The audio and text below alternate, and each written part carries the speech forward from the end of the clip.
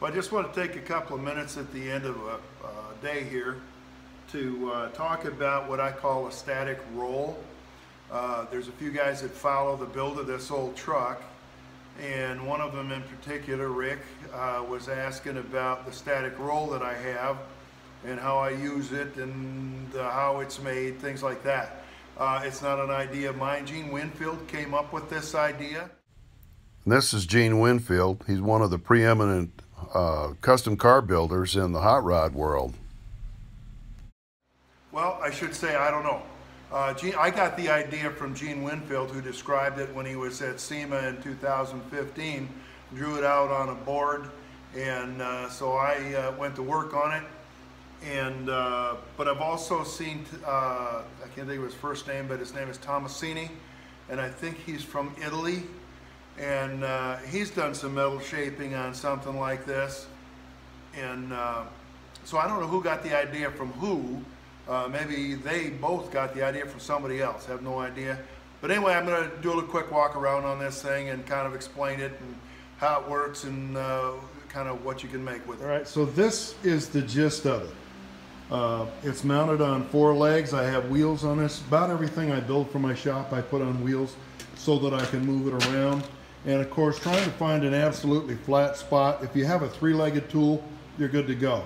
4 legs, you can never find a spot where it's going to be perfectly, let me get that out of the way, perfectly level. So I have an adjustable wheel here. I can kick this little deal here, and it's mounted on a bolt, and it can then be adjusted. Again, the idea came from Gene Winfield, and what we basically have here is a 6-inch piece of pipe and a 2 3/4 inch, I think is mine. You could go a 3-inch. 2 3/4 was, I had some laying around here, so I used it.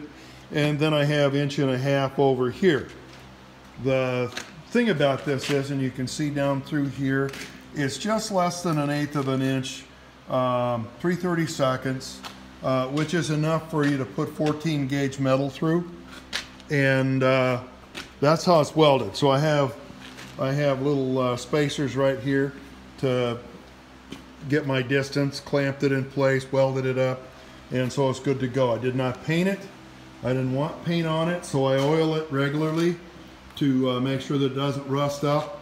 I want the true dimension, you know, paint chips, and then, you know, if you're working with aluminum, any imperfection can create an issue for you with aluminum when it comes to finishing that off. This right here, a little outfit from Harbor Freight.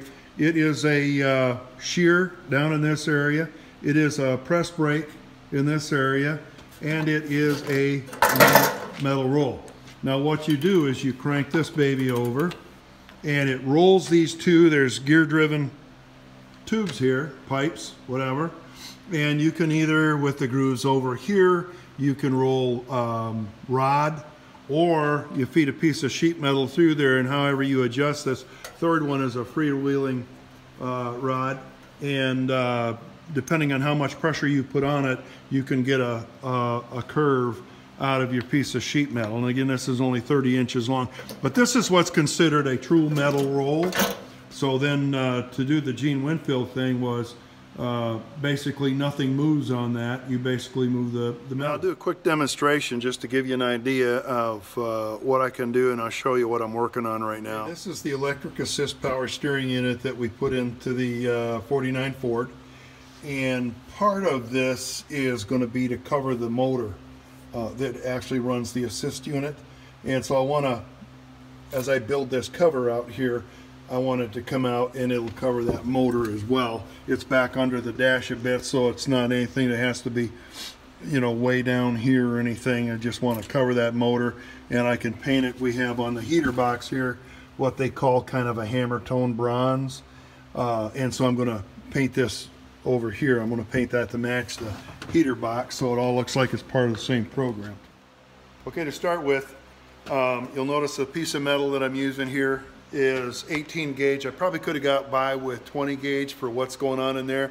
That's really not supporting anything. It's basically just a cover, a decorative cover so that it looks clean under the dash. My piece of metal is a little longer this direction than it is this direction, but in measuring things out, this direction will be fine, so my curl will be this way. Now, and here's the great part of the roll. I can insert it either from the top, bring it in, and I can make my roll by pressing down, or if leverage worked better for me, I can come in from underneath and pull and kind of get an idea. So you kind of can see that I can come around and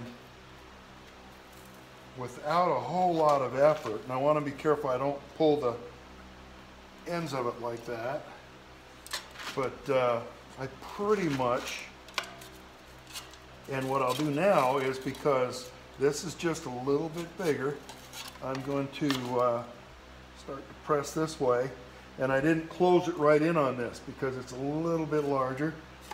So when I get done, I've got a nicely shaped piece of metal that I can cut. It'll fit over the motor pretty much perfectly, and just a little hand shaping here and there to straighten it up, and we're good to go. So that's why and how it works.